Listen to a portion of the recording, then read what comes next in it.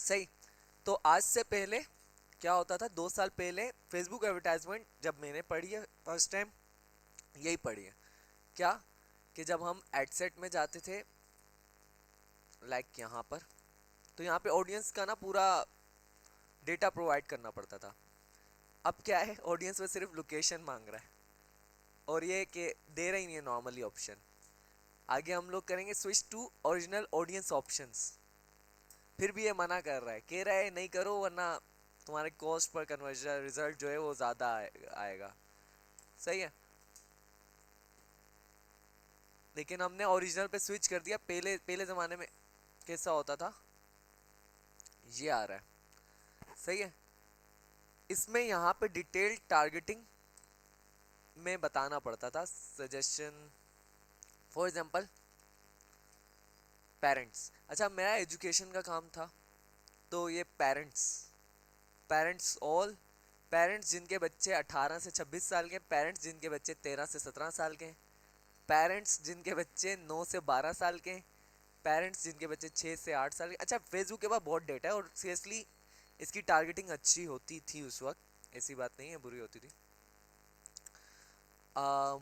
इसमें जिनका interest used car में, सही है,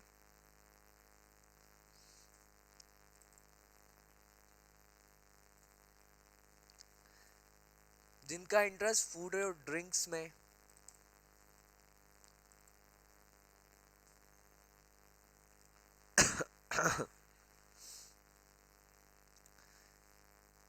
अम, जिनका यार इधर सिलेक्ट करता हूँ मैं, बिहेवियर्स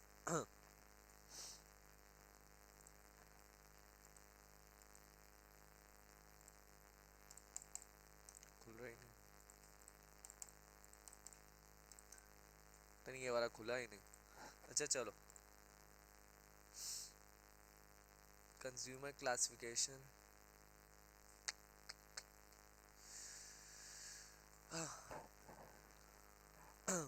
समझ आ रही है।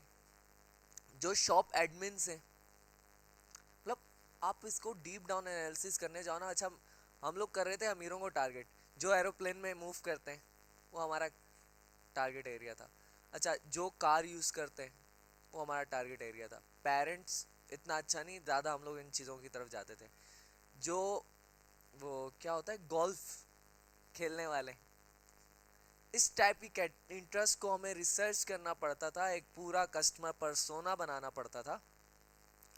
उसके बाद जाकर हम लोग क्या करते थे, यहाँ पे पुट करते थे और फिर उसको टारगेटिंग पे लगाते थे, और फिर देखते थे कि हमारे इंटरेस्ट काम कर रहे हैं नहीं कर रहे।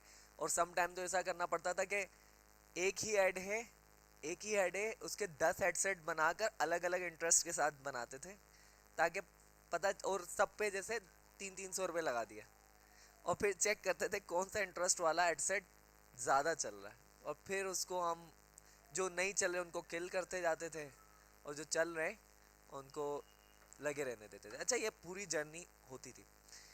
बाय द वे, यहाँ पे रोल कौन प्ले कर रहा है, लड़कियों में से कोई बताए कि इस जिसने पूरी गेम चेंज कर दी।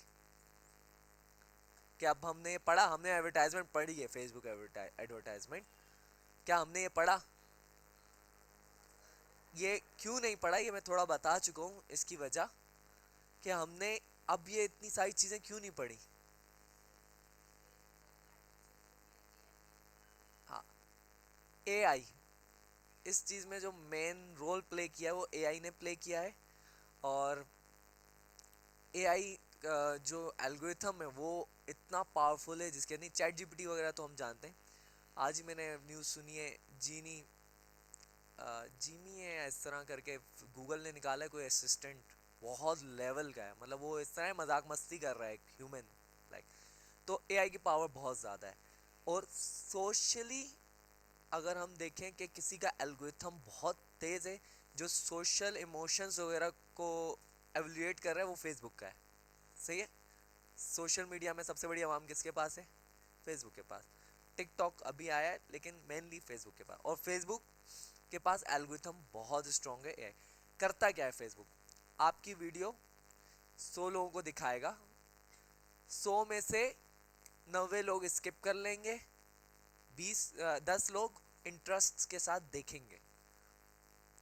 ये 10 लोगों को पकड़ेगा, 10 लोगों के अंदर के सारे इंटरेस्ट इसके पास पड़े हुए, उनके इंटरेस्ट निकालेगा, इनसे मैचिंग वाले 100 लोग निकालेगा, उन 100 लोगों को अब वीडियो दिखाएगा क्योंकि अब वो मैचिंग वाले हैं। तो अब जहाँ वो 10 थे 100 में से अब कितने होंगे, वो 30-40 लोग ऐसे होंगे जो इंटरेस्ट के साथ वीडियो देखेंगे और एक दो जो क्लिक करेंगे। ये जो एक दो क्लिक कर रहे हैं इनको पकड़ेगा, इनके इंटरेस्ट खोलेगा, इनसे मिलते जुलते 100 बंदे निकालेगा, फिर वो 100 बंदे 100 बंदों में से जो क्लिक करने का रेशो हो जाएगा वो बढ़ जाएगा, वो 10 हो जाएगा। पहले 100 में से 2 बंदों ने क्लिक किया था, अब वो 10 हो गया। इसी तरह वो जितना जितना डेटा उसको मिलता जाएगा, आप कंसीडर करो कि आपने 500 का बजट लगा के हफ्ते तक छोड़ दिया या 2 हफ्ते तक छोड़ दिया, तो एल्गोरिथम बस डेटा गेट किए जा रहा है। उसने फॉर एग्जाम्पल 1 लाख लोगों को दिखा दिया है, 1 लाख लोगों में से कोई 500 बंदों ने परचेज कर लिया आपका प्रोडक्ट, 500 बंदों का देखेगा इन 500 बंदों में क्या सिमिलर चीज है, क्या कौन सा इंटरेस्ट है जो मिलता जुलता है, वो इंटरेस्ट पकड़ेगा जो ज्यादा मिलते जुलते हैं और उस तरह के 1 लाख और लोग निकालेगा और उनको दिखाएगा। अच्छा, ये चीज अपने जहन में समझ लो एआई किस तरह काम करता है, वरना आगे की स्ट्रेटेजी वगैरह बिल्डिंग में इशू आएगा। जो मैंने स्टोरी सुनाई वो अभी जो मैंने बताई वो आप बताओ। शूइंग,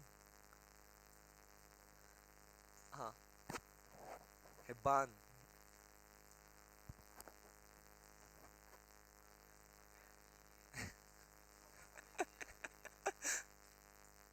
अच्छा, एल्गोरिथम वर्क किस तरह कर रहा है, जो मैंने स्टोरी सुनाई है उसको समझाओ। पूरी स्टोरी सुनाओ। पहले उसने क्या किया, हमने हमने वो ऑडियंस डिफाइन ही नहीं की।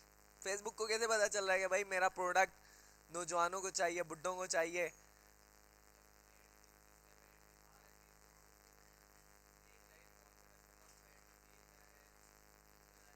नहीं यार, इस चीज को ना अंडरस्टैंड करो कि टेस्टिंग पीरियड क्या है। मेनली मैं वो एल्गोरिथम का लर्निंग का ना स्टेप्स डिफाइन करना चाह रहा हूँ, वो चीज समझो। वरना क्या है कि एल्गोरिथम लर्न किस तरह कर रहा है। अच्छा, मैं ज़्यादा अच्छे से इस वजह से एक्सप्लेन कर सकता हूँ क्योंकि मैं एआई वगैरह पढ़ के आया हूँ, सॉफ्टवेयर साइड से हूँ, ठीक है। लेकिन ये चीज़ अगर आपको पता नहीं होती ना तो आप एल्गोरिथम के साथ छेड़छाड़ी करते रहते हो हर वक्त, और आपको ये नहीं पता होता कि कौन सी चीज़ एल्गोरिथम को डिस्टर्ब कर सकती है, आपकी पूरी लर्निंग ख़राब कर सकती है। तो अपने जहन में वो चीज़ अंडरस्टैंड करो कि एल्गोरिथम किस तरह लर्न कर रहा है। फर्स्ट क्या स्टेप था, फर्स्ट स्टेप ये था, फेसबुक ने रैंडम 100 लोग उठाए हर एज ग्रुप के, और 100 लोगों को क्या दिखाई, हमारी वीडियो दिखाई। वीडियो में से कितने लोग थे जिन्होंने स्किप कर दिया, एग्जाम्पल 90% ने हुए, 10% ने थोड़ा सही से देख लिया। फेसबुक क्या करेगा इन 10 लोगों को, नहीं, इनका क्या करेगा 10 लोगों को, सब बताओ। इनके इंटरेस्ट देखेगा और इन जैसे 100 लोग निकालेगा।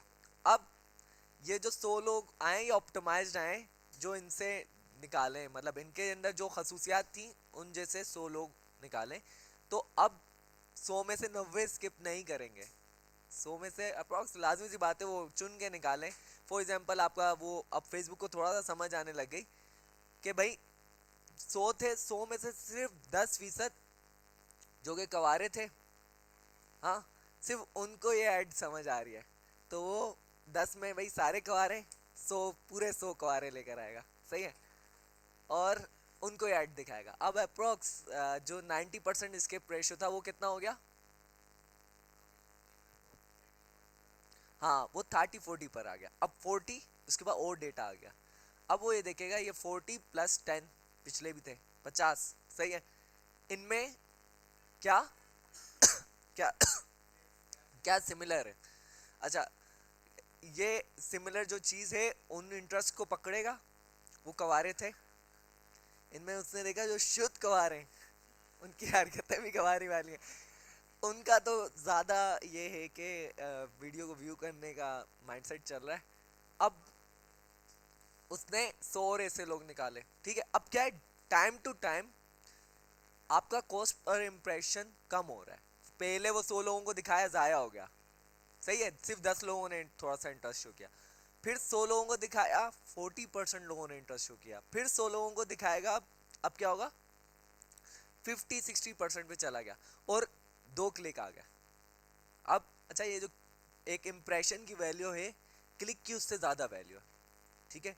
तो क्लिक, 2 क्लिक आए, अब इनका इंटरेस्ट लेवल देखेगा, इससे 100 निकालेगा। फिर 10 क्लिक आ गए, इनका इंटरेस्ट लेवल देखेगा, किस चीज़ में इनका इंटरेस्ट है, किस चीज़, किस तरह का इनका बिहेवियर है। फेसबुक आपका स्क्रॉल की स्पीड भी कैलकुलेट कर रहा होता है, इससे भी आपका बिहेवियर जज कर रहा होता है, सही है। आप कितना टाइम स्पेंड कर रहे हो, ये हर चीज़, कितना टाइम स्पेंड कर रहे हो, किस टाइप के उसमें। और ये नहीं है, ये हम लोगों ने मैट्रिक्स कभी पढ़ा है आप लोगों ने बचपन में? 9 में पढ़ा था, 4x4 का मैट्रिक्स होता है। अच्छा, कंप्यूटर में जो एआई के एल्गोरिथम्स होते हैं उसमें जो ये 4x4 का मैट्रिक्स पढ़ा था ना, जैसे ना 4x4 डायमेंशन, उसमें होता है 1 लाख बाय 1 लाख का मैट्रिक्स कंप्यूटर कैलकुलेट कर रहा होता है ऐसे। और उसमें यही होता है, इंटरेस्ट आपस में एक दूसरे से किस तरह मिल रहे हैं, ये पूरी मैट्रिक्स ही चल रहा होता है, सही है, एक्चुअल में। तो क्या हुआ, अभी हम वहीं आ गए, 10 क्लिक थे, 10 क्लिक से 100 ऑडियंस आई, 30-40 क्लिक हो गए, 30-40 क्लिक से और ऑडियंस आई, एक बंदे ने, 2 बंदों ने परचेज कर लिया, समझ आई? वो 2 बंदों, फिर 2 बंदों से इंटरेस्ट निकालेगा, उससे और लाएगा, 2 से 10 परचेज होंगी, 30। डे बाय डे एल्गोरिथम क्या होगा, स्ट्रॉन्ग होता जाएगा आपका। मैं अभी रिसेंट की एक बात है कि एक एल्गोरिथम, एक कंपेन स्टार्ट की हुई थी, छोटा सा बजट उस पर लगाया हुआ था, 1200 रुपये। वो ज़ाया कर रहा था, मतलब 1200 रुपये ज़ाया हो रहे थे, सेल नहीं आ रही थी, एक सेल आ जाती थी, 2 सेल आ जाती थी, एक वीक हुआ, मैंने कहा इसको बंद कर दूं। मैंने बजट थोड़ा और बढ़ाया और मैंने कहा चलने दो, 1500 कर दिया। और कल मैंने देखा उससे कि वो अब सही आ गया है, 200 तक सेल ला रहा है वो। एल्गोरिथम की पावर है, एआई की पावर है ये। क्या कि उसने अपनी ऑडियंस पूरे सर्कल में घूम घूम घूम घूम के पूरी दुनिया में निकाल ली, भाई किस टाइप की ऑडियंस ये कचरा चाह रही है। हाँ, नहीं, 200 में एक सेल आ गई ना, 200 में एक सेल आ गई। वो पहले 1200 रुपये में तकरीबन एक सेल आ रही थी या नहीं आ रही थी, वो खत्म हो गया, ठीक है। ये वाला प्रोसीजर समझ आया कि एल्गोरिथम काम किस तरह कर रहा है, ठीक है। आप बैठ जाओ, बैठ जाओ, बैठ जाओ, परफेक्ट। अब बात यह है कि फेसबुक को हम अपने कस्टमर्स का जितना डेटा देंगे उतना फेसबुक लर्न करेगा, ऑफ कोर्स। फेसबुक किस पे प्ले कर रहा है, किस पे, लेकिन वो इंटरेस्ट और बिहेवियर कैसे गेट कर रहा है, जब उसको डेटा मिल रहा है। एक तो डेटा उसे ऑटोमेटिक मिल रहा है, कौन सा कस्टमर वीडियो पे रुक रहा है।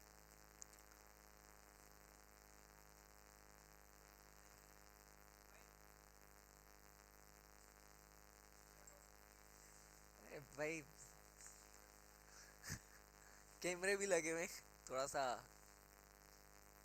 अच्छा, ये चीज समझ आई। अच्छा, पहली चीज ये समझ आएगा एल्गोरिथम किस तरह वर्क कर रहा है। यार इतना मैंने बच्चों की तरह एक्सप्लेन किया, अब समझ आ गई?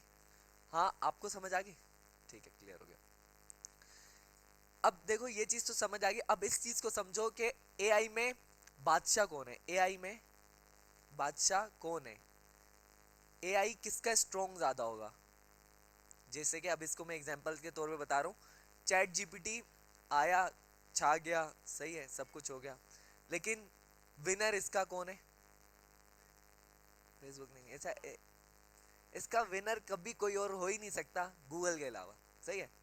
दूसरी कंपनीज जितना भी डूब जाएं, कोई और विनर नहीं हो सकती। ये मतलब आप जाके प्रोफेशनल रिसर्च करना, अब पता चलेगा क्यों गूगल का, गूगल के अलावा कोई और विनर क्यों नहीं हो सकता। डेटा का बादशाह है गूगल, के पास जितना डेटा है उतना किसी के पास डेटा नहीं है, सही है, डेटा कंपनी है मेनली वो। अच्छा, चैट जीपीटी अभी तक 2021 का डेटा चला रहा है, गूगल बार्ड, हाँ, और चैट नहीं, अपडेट भी आया तो अभी 2023 के कुछ 23 के भी स्टार्ट तक का डेटा आया, कोई मेन डेटा। गूगल पहले दिन से रियल टाइम डेटा पे बार्ट चला रहा है, ठीक है। और अभी जो जीमी उसने निकाला है वो कुछ अलग ही लेवल का निकाला है, मतलब। तो पहले एआई में बादशाह कौन है? जिसके पास, नहीं नहीं, जिसके पास डेटा है। क्लियर? मैंने वो इस एग्जांपल के थ्रू में बताया था। जैसे कहते हैं, जिसको हम लोग नॉर्मली कहते हैं गूगल इस वजह से बादशाह है उस गेम का, क्योंकि अगर वो फार्मिंग की तरफ जाए ना, उसके बाद नहरें नहरें उसके कंट्रोल में, जो डेटा स्ट्रीम्स है ना वो उसके कंट्रोल में, डेटा जहाँ से कलेक्ट कर। इसी तरह फेसबुक का एल्गोरिथम भी क्या चीज़ रिक्वायर करता है बादशाह बनने के लिए? डेटा रिक्वायर करता है। क्लियर हुआ? समझ आई? आप जितना ज़्यादा फेसबुक को डेटा दोगे उतना ज़्यादा क्या होगा? अच्छा, ये चीज़ें अगर किसी किसी तरह नोट कर लो ना सिंपल मीनिंग में, तो ये बेहतर होगा। देखो, मैं पहली चीज़ ये, एल्गोरिथम किस तरह वर्क करता है मैंने जिस तरह एग्जांपल से बताया, एग्जांपल को ध्यान में याद करो, डेफिनेशन से कुछ नहीं होता। दूसरी चीज़, पहली चीज़ क्या थी? एल्गोरिथम किस तरह वर्क करता है। लेकिन एल्गोरिथम को स्ट्रॉन्ग होने के लिए क्या चाहिए? डेटा। डेटा की मैंने जैसे एग्जांपल दी, गूगल बादशाह है एआई में, क्यों? क्योंकि डेटा बहुत है। इसी वजह से हमने एल्गोरिथम को बादशाह बनाना है, तो क्या करना है? क्या क्या करना है? डेटा ज़्यादा से ज़्यादा देना है। अच्छा, इसकी एक एग्जांपल हमारे पास सामने ही है। सब बच्चों के पास स्पैम मैसेजेस आ रहे थे, कचरा मैसेजेस आ रहे थे। आप लोगों को मैंने क्या बोला? ब्लॉक करो, पहला मैसेज भी नहीं करो। सही है? और डायरेक्ट ब्लॉक करो, आर्काइव में डाल दो, ब्लॉक करो आर्काइव में डाल दो, एक दिन में खत्म हुआ। अच्छा, ये वाला वो मसला है। फिर मैं वही कह रहा हूँ, अगर ये एआई एल्गोरिथम की आपको फॉर एग्जाम्पल समझ नहीं है, तो आप फंस जाओगे वहीं पर। ये जो है ना, ये इस तरह की समझ, अभी वेबसाइट वगैरह की तरफ जाओगे तो आपके पास और इश्यूज इंशाल्लाह नहीं, अल्लाह ना करे, आगे इस तरह के इश्यूज आएंगे, तो आपके जहन में बेसिक प्रोसीजर पता हो। वो स्पैम मैसेजेस आ रहे थे, दुनिया पागल हो जाती है, वहीं पे बिजनेस क्लोज करके बैठ जाती है। सही है? एक सिंपल चीज थी, एल्गोरिथम को डेटा गलत मिल रहा था। वो कॉस्ट पर मैसेज तो सस्ता ला के दे रहा था, आप उससे कम्युनिकेट भी कर रहे थे, एल्गोरिथम को इतना ही डेटा मिला है। आपने एल्गोरिथम को और कोई डेटा दिया, वो इसी से जज कर रहा है कि कम्युनिकेशन कितनी लंबी जा रही है। आप मैसेजेस पे रिस्पॉन्स कर रहे हो, आर्काइव कर दो, आर्काइव कर दो, आर्काइव कर दो या डिलीट कर दो, आर्काइव कर दो, बेटर है। सही है? समझ आई? तो क्या था? जितना हम करेक्ट और ज़्यादा डेटा देंगे उतना ज़्यादा हमारा एल्गोरिथम स्ट्रॉन्ग होगा। अच्छा, पहले हम ऑन चैट के सिनेरियो में देखते हैं। ये चीज़ मैं अभी हटा रहा हूँ, इसको मैं डिलीट भी कर रहा हूँ।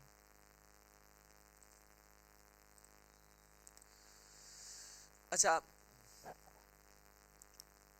ये नॉलेज पर्पस के लिए बता रहा हूँ, अभी अप्लाई करने मत जाना, लेकिन नॉलेज पर्पस के लिए बता रहा हूँ, कल कल अप्लाई करना ईजी है, ठीक है? क्या कि अब फॉर एग्जांपल फेसबुक को आप व्हाट्सएप का डेटा तो नहीं दे रहे कहीं भी। फेसबुक को कैसे पता चलेगा कि कौन कोई बंदा परचेज कर रहा है नहीं कर रहा? पहली चीज़ लेबल है, लेकिन लेबल इतनी स्ट्रॉन्ग अथॉरिटी नहीं देता। अब फेसबुक ने ना क्राइटेरिया बनाया हुआ है हर चीज़ को, मतलब एल्गोरिथम लर्न कर रहा है ना, तो वो उसने क्राइटेरिया बनाया हुआ है कि ये वाला फॉर एग्जांपल कोई व्यू देख रहा है, इससे ज़्यादा स्ट्रॉन्ग क्या है कि कोई उसके ऊपर क्लिक कर रहा है। इससे ज़्यादा स्ट्रॉन्ग क्या है कि कोई वो लॉन्ग कम्युनिकेशन कर रहा है। इससे ज़्यादा स्ट्रॉन्ग पॉइंट क्या है कि वो ऑर्डर दे रहा है। ऑर्डर में लेबल ऑर्डर एक्चुअली कंसीडर नहीं होता, लेकिन एक इवेंट कंसीडर होता है जिससे वो ऑप्टिमाइज कर लेता है। फेसबुक को हम लोग जितना ज़्यादा डेटा देंगे उतना ज़्यादा फेसबुक, इससे एक और आपके सामने इशू भी आएगा। समटाइम मैंने ये देखा है कि हमारी वो अमीरों वाली ऑडियंस थी, उसमें भी देखा है और दूसरी जगह भी देखा है, समटाइम हम फेसबुक को ज़्यादा डेटा देते हैं ना, हमारा कॉस्ट पर क्लिक या कॉस्ट पर मैसेज ज़्यादा हो जाता है। फॉर एग्जाम्पल आपके पास, ये अभी जैन के पास 8 रुपये 9 रुपये का मैसेज आ रहा हो, आई डोंट नो एग्जैक्टली कितने का आ रहा है भाई यार, वो तुमने दूसरा अकाउंट है तो ये, रुक जाओ, इसमें ये डेटा क्यों नहीं आ रहा? नहीं भाई, सही है। अच्छा, कितने का आ रहा है? 10 रुपये का, 12 रुपये का, माशाल्लाह, 7 रुपये, परफेक्ट। देखो भाई, 6 63। अच्छा, तो अल्हम्दुलिल्लाह बहुत परफेक्ट है। मे बी के डेटा प्रोवाइड कर देना फेसबुक को अपने परचेज का, ये 10 से 15 रुपये या 18 रुपये पे जा सकता है, लेकिन उससे एक फ़ायदा होगा, कन्वर्जन रेट बढ़ जाएगा। समझ आई? क्लियर हुआ? तो फेसबुक को हम ऑप्टिमाइज किसके लिए कर रहे हैं? सेल्स वगैरह के लिए। ठीक है, अब पहले तो हम लोग मैसेज कैंपेन में डेटा कैसे ऐड कर सकते हैं? सही है, मैसेज कैंपेन, इंगेजमेंट कैंपेन हमने बनाई है, इसको तो हम डेटा प्रोवाइड ही नहीं कर रहे। डेटा प्रोवाइड करने का एक तरीका है, उसका मैं सिर्फ आपको तरीका बता रहा हूँ अभी। Events manager,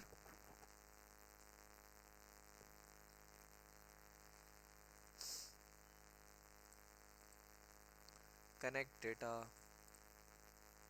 offline. अच्छा, इवेंट्स मैनेजर में यहाँ पे आप डेटा का सोर्स बताओगे। सही है, फेसबुक को डेटा कहाँ देना है? सिंपल, कहाँ पर? फेसबुक को डेटा कैसे देंगे? खुद हम डेटा कैसे देंगे? हाँ, एक हमारे पास विंडो है, सुन लो, इवेंट्स मैनेजर। ये क्या है? इवेंट्स मैनेजर में हम सोर्स डिफाइन कर सकते हैं फेसबुक को डेटा देने का। क्लियर हुआ? ठीक है, इस चीज को लिखो। अच्छा, ये इंपॉर्टेंट चीज है, अब तुम थोड़ा सा हार्ड पीरियड की तरफ जा रहे हो। इवेंट्स मैनेजर में क्या क्या कर सकते हो आप लोग? सोर्स डिफाइन कर सकते हो, सोर्स डिफाइन कर सकते हो अपना डेटा देने का। कनेक्ट डेटा पे क्लिक करोगे, यहाँ पे बहुत सारे मेथड आ रहे हैं, वेब, ऐप, ऑफलाइन, सीआरएम। सही है, वेबसाइट से भी डेटा आप डायरेक्टली ट्रांसफर कर सकते हो। सही है, ऐप, फॉर एग्जांपल आप बाइकिया की ऐप है, वो भी अपना डेटा देना चाह रहा है और उस टाइम कस्टमर्स को टारगेट करना चाह रहा है, तो यहाँ ऐप से भी दे सकता है। ऑफलाइन, ऑफलाइन ये है कि एक बेकरी वाला है, वो कैसे देगा? वो भी देना चाह रहा है, तो अपनी फॉर एग्जांपल उसके पास जैसे स्वाद बेकरी है, कोई बड़ी बेकरी है, उनके पास डेटा आ रहा है कस्टमर्स का किसी तरह, तो कस्टमर्स का वो एक्सेल शीट ऑफलाइन डेटा दे सकता है। ठीक है, और इसके साथ साथ क्या है? सीआरएम। सीआरएम क्या होता है? बड़ी कंपनीज होती हैं, उनके सीआरएम सिस्टम बने होते हैं, बड़ी नहीं छोटी कंपनी से होते हैं। हब स्पॉट वगैरह किसी ने यूज़ किया हुआ है? वो टेलनोर वाला का है, नहीं किया? अच्छा, हर बड़ी कंपनी के सीआरएम बने हुए होते हैं। सीआरएम होते हैं कस्टमर रिलेशनशिप मैनेजमेंट। क्या होता है? सॉफ्टवेयर बना हुआ होता है, एक सॉफ्टवेयर कंपनी है, उसके सारे कस्टमर्स का, बड़ी सॉफ्टवेयर कंपनी के कस्टमर्स है, उनका सारा डेटा उनके एक सॉफ्टवेयर में होता है, कि उस सॉफ्टवेयर को क्या कहते हैं? सीआरएम। सही है, कंफ्यूज हो रहे हो थोड़ा सा, इस वजह से मैं कहानी को सिंपल, पहले कंफ्यूजन की तरफ लेके जा रहा हूँ, फिर सिंप्लिसिटी की तरफ लेकर आऊँगा। कंफ्यूजन की तरफ इस वजह से क्योंकि एक लेवल के बच्चे नहीं है यहाँ पे, कुछ बच्चे वो हैं जिनके लिए बिल्कुल बेसिक चाहिए, और कुछ बच्चे वो हैं जिनको थोड़ा सा ऊपर का चाहिए। ठीक है, तो जिनको समझ आ रहा है वो कंसीडर करें। क्या है, हमने क्या समझा कि पहली चीज़ एल्गोरिथम किस तरह काम करता है। एल्गोरिथम में बादशाह, हमारा एल्गोरिथम कब बनेगा? जब हम ज़्यादा से ज़्यादा डेटा प्रोवाइड करेंगे। डेटा प्रोवाइड कैसे करेंगे अपने एल्गोरिथम को?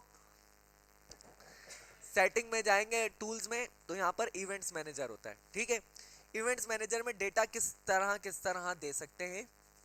एक वेबसाइट के थ्रू, एक ऐप के थ्रू, एक ऑफलाइन, और एक सीआरएम। वेबसाइट क्या है? अपना शॉपिफाई कनेक्ट कर दिया, वेबसाइट है। ऐप, एग्जाम्पल के तौर पे बाइकिया अगर अपनी करना चाह रहा है मार्केटिंग, वो देख रहा है कि भाई एक कस्टमर ने 20 मतवा राइड्स बुक करवाई है, तो मेरा बेस्ट कस्टमर है, तो ये डेटा ऑप्शन होता है, तरीका होता है उसका प्रोग्रामिंग का, कि वो ये सारा डेटा फेसबुक से शेयर कर रहा होगा कि ये इतने की परचेज कर रहे हैं, और करते हैं, सारी कंपनीज करती हैं, और इस टाइप के कस्टमर्स फेसबुक ढूंढ के फिर दे रहा होगा बाइकिया को। सही। ऑफलाइन, कोई कोई भी, हाँ, स्वाद जैसी कोई स्टोर्स वगैरह हैं, या जैसे आउटफिटर्स वगैरह हैं, वो लोग अगर कस्टमर्स का डेटा मैनेज कर रहे हैं, तो वो कस्टमर्स का डेटा प्रोवाइड कर सकते हैं, क्योंकि लोग ऑफलाइन बिजनेस के लिए भी तो फेसबुक को यूज़ कर रहे हैं। सही है, कोई for example window cleaning company है, बाहर वाले को तो बहुत ज़्यादा होता है, विंडो क्लीनिंग कंपनी है, ऐसा ही वो भी अपना कस्टमर्स का डेटा प्रोवाइड कर सकती हैं। किस तरह? ऑफलाइन में एक्सेल फाइल में प्रोवाइड करके। अच्छा, यहीं पर हम लोग भी डेटा प्रोवाइड कर सकते हैं जो हमारा व्हाट्सएप से कस्टमर्स आए उनका, ऑफलाइन में एक्सेल के थ्रू। समझ आई इधर इधर? ठीक है। सीआरएम क्या है?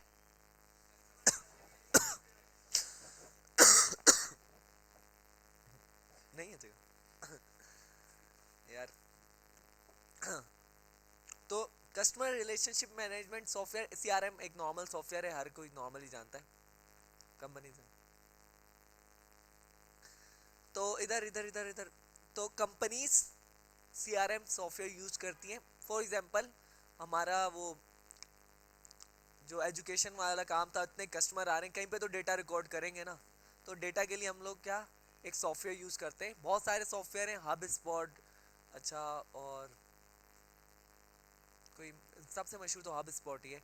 अच्छा, जो सीआरएम है, बहुत सारे सीआरएम्स हैं जिसके अंदर कंपनीज नॉर्मली क्या होता है अपनी कस्टमर्स का डेटा मैनेज करती हैं। कस्टमर कहाँ तक पहुँचा, कस्टमर को इनवॉइस भेज दी थी, कस्टमर ने पेमेंट की है नहीं की, कस्टमर का प्रोजेक्ट कहाँ तक पहुँचा, ये सारी चीज़ें उसमें। तो वो क्या कर सकते हैं, अच्छा ये कंपनीज क्या होती है, इससे क्या होता है कि डायरेक्टली हमारे सीआरएम से कनेक्ट हो गया। सीआरएम में पता चला हमारा 2 लाख का कस्टमर डन हुआ है, फेसबुक को भी पता चल गया, यहीं से फेसबुक ने मार्केटिंग ऑप्टिमाइज कर ली। क्लियर हो गया? ऑफलाइन अभी हम कर रहे हैं, पहले कनेक्ट डेटा ऑफलाइन।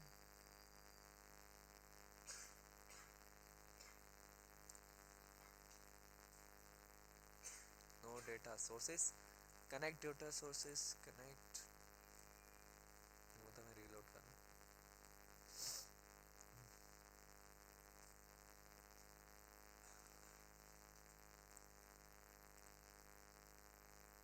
नहीं हो रहा।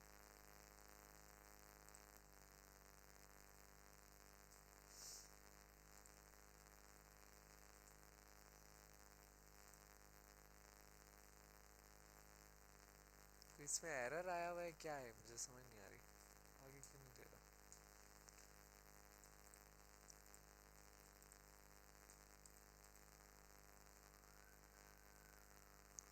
पेज लोड करने में ना कोई इशू कर रहा है ये।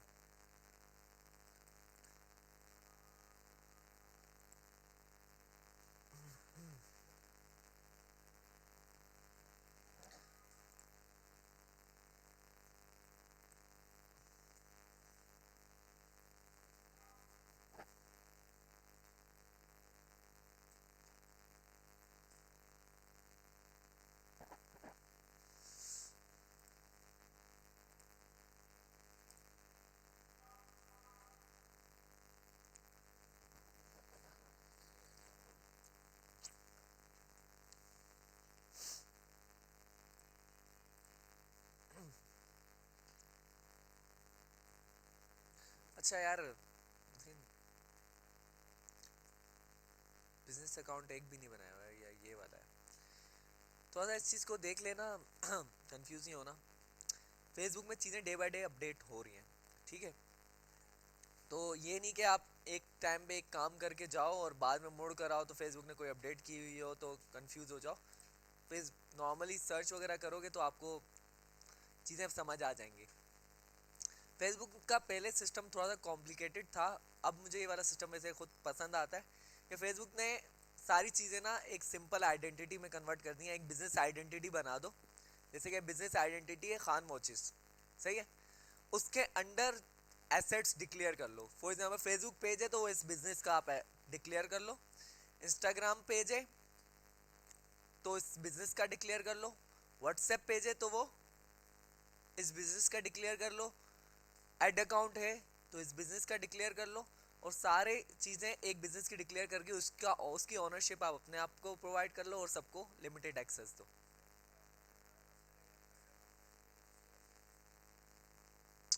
एक्सेस शायद दे सकते हैं, मुझे कंफर्म नहीं है। मैंने तो पहले दिन ही अपना यही बिजनेस वाला ऐड इन ऐड अकाउंट यहाँ पे आईडी ऐड करके ट्राई करना हो जाएगा। सही है, सही है। अच्छा, तो डेटा सोर्सेज का यहाँ पे ऑप्शन भी है, ऑफलाइन इवेंट सेट्स ऐड। समझ आई? एक्सेप्ट। कंफ्यूज हो गए हो, मुझे पता है तुम लोग इतने चूचे बच्चे हो। क्या है? Khan watches offline data.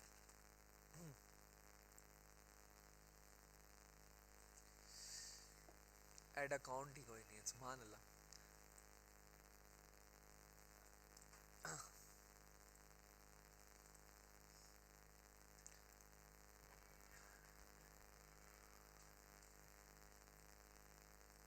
Clear हो गया। अच्छा, थोड़ा सा एक इशू ये जहन की तरफ से हुआ है, और मोस्ट प्रोबेबली आप लोगों ने भी इशू किया होगा। स्टार्ट में मैंने ये चीज़ें ज़्यादा डीप डाउन लेके नहीं चला, आप लोग कंफ्यूज हो जाते। अकाउंट मैनेजमेंट के लिए बेस्ट थिंग क्या है? क्या आप अपना, आपका जो बिजनेस है, ठीक है यार, एक तो यहाँ वाले नज़र नहीं आते। यहाँ पे कोई है? इधर आ जा भाई।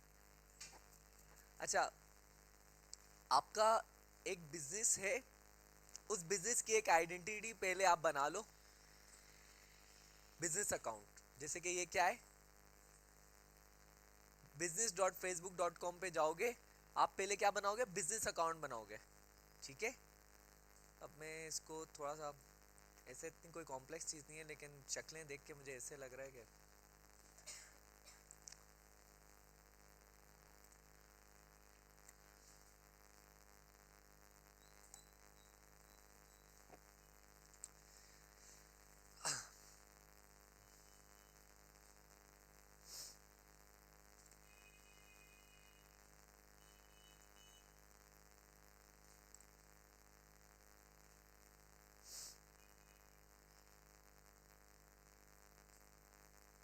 अच्छा, थोड़ा सा मैं समझा रहा हूँ। पहले ये हर चीज़ ना एक अलग आइडेंटिटी होती थी, और इनको मैनेज करना थोड़ा सा मुश्किल होता था। फॉर एग्जाम्पल,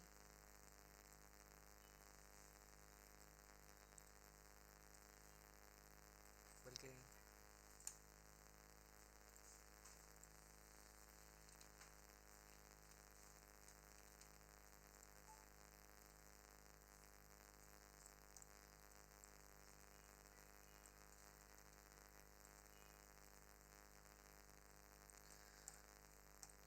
पहले ये हर चीज़ एक अलग आइडेंटिटी होती थी, जैसे Facebook page, Insta page, WhatsApp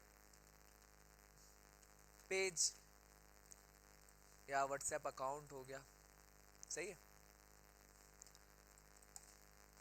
और एड अकाउंट,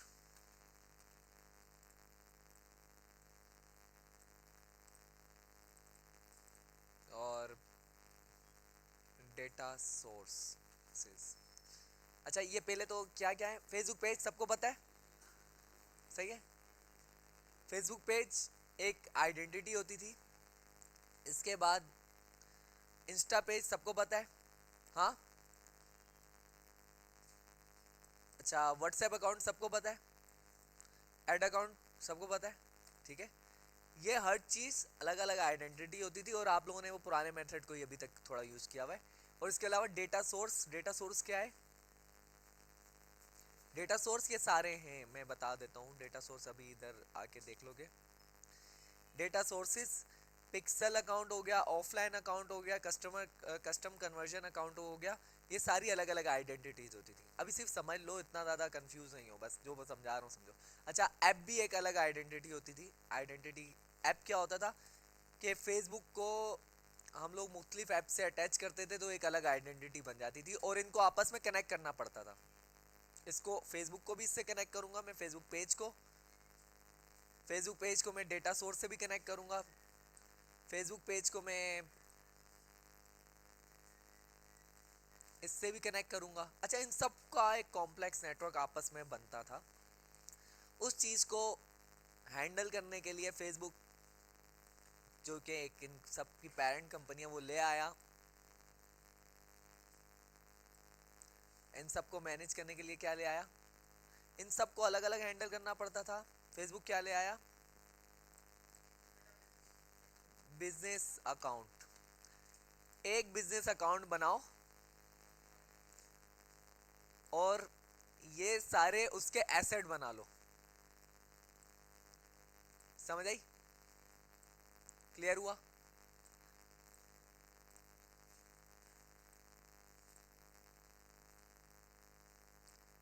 अच्छा, और बिजनेसमैन क्या करता था?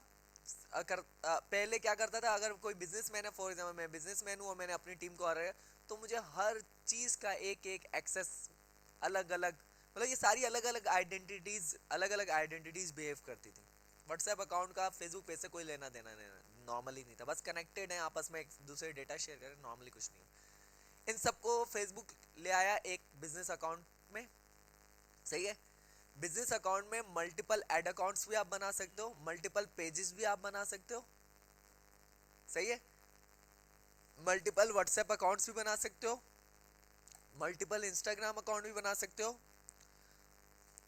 मल्टीपल पिक्सल इवेंट्स भी बना सकते हो, ऑफलाइन इवेंट्स भी। ये जिस तरह जिस तरह बड़ी कंपनी बनती है, चीज़ें कॉम्प्लेक्स होती जाती हैं, तो उनके लिए ये चीज़ें बहुत आसान है, ठीक है, उन सब चीज़ों को हैंडल करने के लिए। अच्छा, और यहाँ से क्या होता है, फॉर एग्जाम्पल खान वॉचेस है, असाइन पीपल, तो यहाँ से मैं किसी भी बंदे को, और दो चार बंदे, उनको एक्सेस लिमिटेड दे सकता हूँ सिर्फ एक पेज का, और हर पेज किस आइडेंटिटी के नीचे आएगा? एक बिजनेस आइडेंटिटी के नीचे आएगा। क्लियर हुआ? ये जिसने अब फॉर एग्जांपल अपना कचरा बनाया हुआ ना कि ऐड अकाउंट अलग है, सारी चीजें अलग अलग है, जैसे अभी भी जेन का ऐड अकाउंट इस बिजनेस का पार्ट नहीं है, चल रहा है, लेकिन ये आगे जाके इशू करेगा, तो उसको भी ऐड अकाउंट को भी इस बिजनेस का पार्ट बना ले। इंस्टाग्राम तो है, व्हाट्सएप है, व्हाट्सएप भी है, कौन सा वाला व्हाट्सएप है फिर ये देखना पड़ेगा, ठीक है। और इसी तरह डेटा सेट्स को भी बिजनेस का पार्ट बनाने का फायदे बहुत ज़्यादा हैं, चीज़ें मैनेज करना आसान हो जाती हैं। अगर आगे जाते हैं, अभी इतना लेके चलो, तुम लोग कंफ्यूज हो रहे हो, बहुत हो गया। अभी हम आ जाते हैं दोबारा अपने टॉपिक पे, डेटा सोर्सेस। डेटा सोर्सेस का ये था, दो पिक्सल या दो एड अकाउंट थे ना, आपस में डेटा एक दूसरे से शेयर नहीं कर सकते थे। With the help of business setting, data sources आपस में एक कंपनी एक दूसरे से शेयर कर सकती है, सही है। इसके बहुत ज़्यादा फ़ायदे हैं, मैं अभी ऐसे नहीं बताऊंगा क्योंकि तुम अभी 10 सेल पे हो, तो ये कम से कम 500 सेल के बारे में कंसीडर करो और फिर आगे देखते हैं। हाँ हाँ, कुछ नहीं है वैसे, कुछ भी नहीं है इसमें। इशू ये होगा, मतलब यहाँ पे चीज़ें ना, ये जो बिजनेस अकाउंट है ना, ये जो इसने सिंप्लिसिटी कर दी है, इसके बहुत ज़्यादा फ़ायदे हैं। फॉर एग्जांपल अभी मैं खुद भी हमारी एक इन हाउस मार्केटिंग टीम वगैरह है, और मैं अब सोच रहा हूँ कि आज मेरी एजेंसी से बात हो रही है कि मैं पूरी कंप्लीट एजेंसी भी हायर कर लूँ कि वो हमारे मार्केटिंग का काम करे, तो उसको मैं वो अपना मेन अकाउंट तो नहीं दे सकता ना, सही है। नया अकाउंट बनाऊंगा, एक नई आइडेंटिटी होगा, तो यहाँ पे मल्टीपल एड अकाउंट्स का ऑप्शन है, सही है। एक ही बिजनेस की रूफ के अंदर हम दो एड अकाउंट बनाएंगे और डेटा सोर्सेज दो बनाएंगे, लेकिन part of the same business, समझ आई? आपस में चीज़ें मेरे कंट्रोल में होंगी 100%। क्लियर हुआ या नहीं हुआ? थोड़ा बहुत क्लियर हुआ, जितना क्लियर हुआ सही है, वरना अभी इतना मत सोचो। आप लोगों ने सिंप्लिसिटी में करना क्या है इसका, अपना एड अकाउंट, पहले अपना बिजनेस अकाउंट सेटअप करके फेसबुक पेज इसी बिजनेस अकाउंट का पार्ट बना देना, इंस्टा पेज इसी बिजनेस अकाउंट का पार्ट बना देना, व्हाट्सएप अकाउंट इसी बिजनेस अकाउंट का पार्ट बना देना, एड अकाउंट इसी बिजनेस अकाउंट का पार्ट बना देना, और डेटा सोर्स तो बनाना ही यहाँ से। वो वाली चीज़ समझ आई? वहाँ पे एरर आ रहा था, वो आगे जा रहा नहीं था, वो इस वजह से नहीं जाता कि आप ऑफलाइन डेटा सोर्स बना ही नहीं सकते विदाउट बिजनेस आइडेंटिटी, और वो एड अकाउंट इस बिजनेस आइडेंटिटी का पार्ट नहीं है। क्लियर हुआ? ठीक है। अच्छा, अब आ जाते हैं यहाँ पे डेटा सेट्स, ऑफलाइन इवेंट आ रहा है, एक पिक्सल आ रहा है। ऑफलाइन क्या है, ये मैंने बना दिया, यहाँ पे आप ऐड करोगे, ऑफलाइन नाम लिखोगे डेटा सेट का, आगे क्रिएट किया, बन गया, ठीक है। एक और हमारी आइडेंटिटी बन गई डेटा सोर्स की, यहाँ पर क्या, offline event, Khan watches offline data, सही है। ओपन इन इवेंट मैनेजर,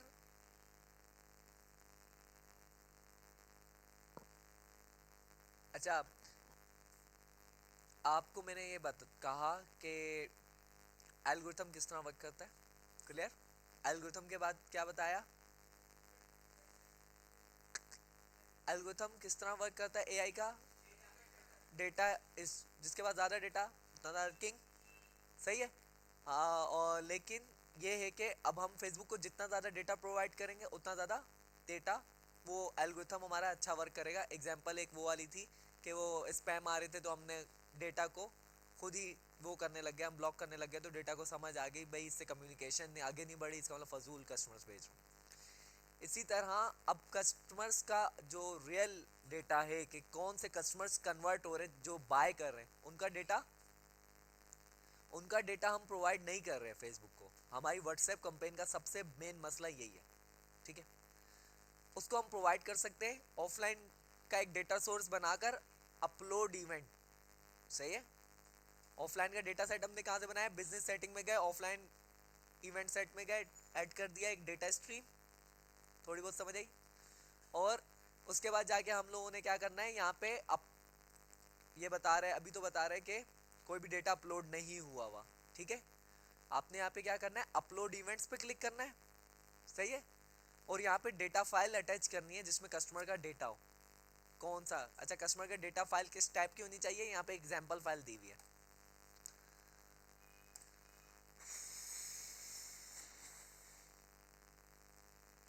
ये चेक करो, ईमेल देना है, जितने ईमेल है, एक हो, दो, तीन हो, फोन नंबर देने, फर्स्ट नेम लास्ट नेम, ये एलन लिखा हुआ है, first name last name, zip code, city, country, date of birth, gender, as,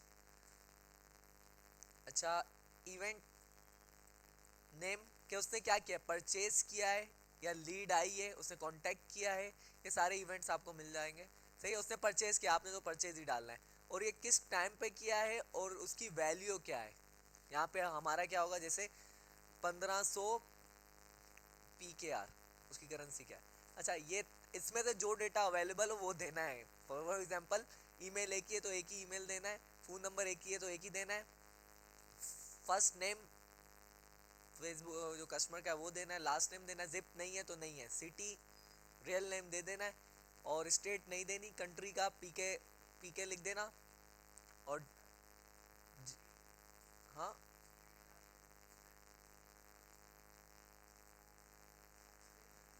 नहीं लिखना ही नहीं, छोड़ देना,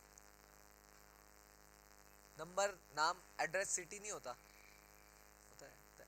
अच्छा, हम लोगों ने वैसे इसका एक आसान काम ये किया हुआ कि शॉपिफाई को एक सेटअप ऐसा कर दिया, शॉपिफाई का डेटा एक्सपोर्ट हो सकता है। शॉपिफाई के बहुत फ़ायदे हैं, उसका एक्सपोर्ट करो महीने में या हफ्ते में एक मतलब, उसका डेटा एक्सपोर्ट करो, यहाँ पे अपलोड करो, खुद ही सेटअप हो जाता है। क्लियर हुआ। तो फिर व्हाट्सएप का डेटा अगर शॉपिफाई हम यूज़ करें तो ईजिली दे सकते हैं, वरना खुद तो मैनेज करना बड़ा मुश्किल है। क्लियर हुआ, कुछ तक हुआ। ये डेटा बनाया, बना के यहाँ पे फॉर एग्जांपल हम इवेंट्स मैनेजर में आ गए, अपलोड इवेंट किया, क्लियर, सिलेक्ट फाइल, फाइल वो अटैच करोगे, ओपन करोगे, वो बता देगा ये आपका डेटा इस हालत में, नेक्स्ट नेक्स्ट किया, अपलोड हो गया। क्लियर हुआ।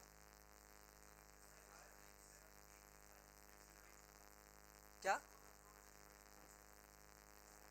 CSV, हाँ एक्सेल ही है, लेकिन CSV फॉर्मेट जो है, कॉमा जो है, हाँ,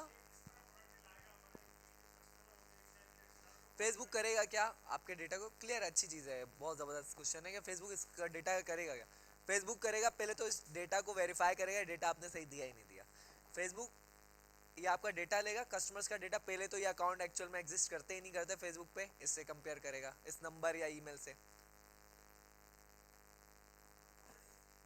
दूसरी चीज़, फिर इसको वो देखेगा कि इन लोगों को मैंने ऐड दिखाया भी था या नहीं दिखाया था, इस चीज़ को भी वेरीफाई करेगा। अगर उसने कैच कर लिया कि ये अकाउंट फेसबुक पे भी एग्जिस्ट करते हैं और मैंने इनको दिखाया था, तकरीबन 7 दिन की विंडो होती है, 7 दिन के अंदर अंदर मैंने दिखाया था, तो फेसबुक इसको एज आ परचेज कंसीडर करेगा कि इसने रियल में परचेज किया आपसे। और फिर आप अगर फॉर एग्जाम्पल 100 बंदों का भी डेटा दे देते हो ना, तो फेसबुक के लिए काफ़ी है। वो बहुत डेटा निकाल लेगा उससे। हाँ, सही सही।